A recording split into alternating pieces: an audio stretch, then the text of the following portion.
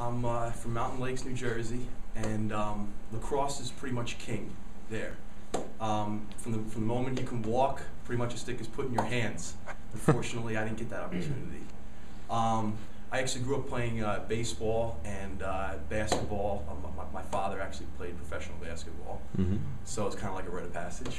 Wow. And I also played football. So once I got to high school, I had a pretty hard decision to make. Should I try out this new sport?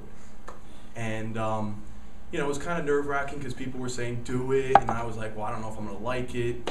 So I ended up trying it. All because after football season, the senior lacrosse captain, who was a All-American and ended up playing at University of Maryland, came up to me and said, hey, I think you have great size. You know, it actually, if you get pretty good at it, you could earn a Division I scholarship. So I said, hey, why not? So he ended up taking me over to his house and picked up a bunch of equipment, and pretty much the first time I tried to throw around, it's a lot of hand-eye coordination, and that didn't work out too well. It was frustrating. My brother actually, who started playing in 6th grade, was very good at it, and I thought he was pretty much going to give up on me. And he didn't. He stuck with it, and actually got me to the point where I could catch and throw. And then I actually started playing. I got in some games freshman year, and you know, stuck it out. And then sophomore year got a little better. So, you know, summertime I used most of that time to practice and you know, to kind of hone my skills and you know, learn the rules and, you know, just trying to take things slowly. It could be just because most of my friends have started playing, you know, since they were in 2nd grade or so. Actually, junior year, I got to start, and I was getting recognized as one of the better players in the state, believe it or not. And after the season, I started getting a lot of phone calls from coaches, and you know, I was getting pretty excited. Then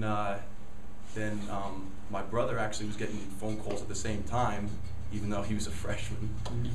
So that, you know, that kind of, it was a little depressing, but you know, I said, hey, I'm fairly new at it. My brother ended up going to play at Duke.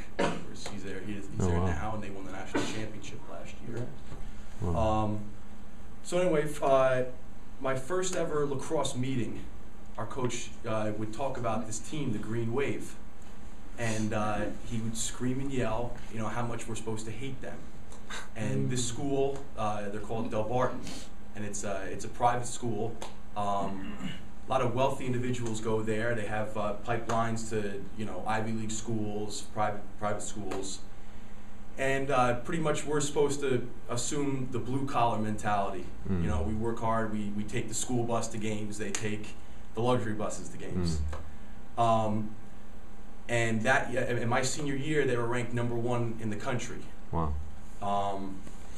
And we lost some games during the regular season. We didn't get to go to the county tournament, which we normally make every year, and it's normally a clash between us and Del Barton. So we kind of thought that this was going to be a down year for Mountain Lakes. And believe it or not, we put a string together at the end of the season and made it to the state final, and we were matched up against Del Barton. Mountain Lakes has only won one state championship. We've been there a million times, but never won one. So we thought this was going to be just like every other year. You know, we kind of make it there, great. But something about that day. We show up to the locker room, and Coach had been talking all week about you know, getting the monkey off your back, and he used the term "shock the monkey." And in the car on the way over to the locker room, the song by Phil Collins, "Shock the Monkey," was on the radio. Oh my God. So I knew something right there wasn't quite right about that day. We show up, and Coach has all orange uniforms for us, which we've never worn before. So we sported that, and going onto the field, you could see Del Barton looking across at us, amazed at these orange uniforms. So we start the game, and we're playing pretty well the first half. Coach had been going up and down the sideline, telling us, you be the best for one day, and you're champions forever. And that just kept playing in my head. And halftime score was 8-6, us. He comes over to us as we're all getting water, and we're in a circle, and obviously everybody's got a smile on their face. And we're expecting this big elaborate speech.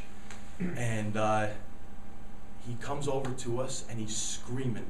He goes, guys, you don't have to be ready. You don't have to be the best for one day. You have to be the best for one half. He says, get up and get your stuff on. So we're sprinting out in the field, and we score a few more goals. We're going back and forth. And in the third quarter, we at the end of the third quarter, we put together a string of 6 goals and went up 13-7. Wow.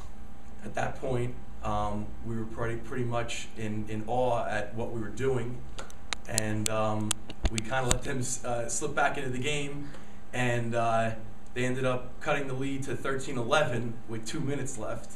So we were pretty much freaking out, but luckily we stopped the bleeding and held them off and won our second state championship ever.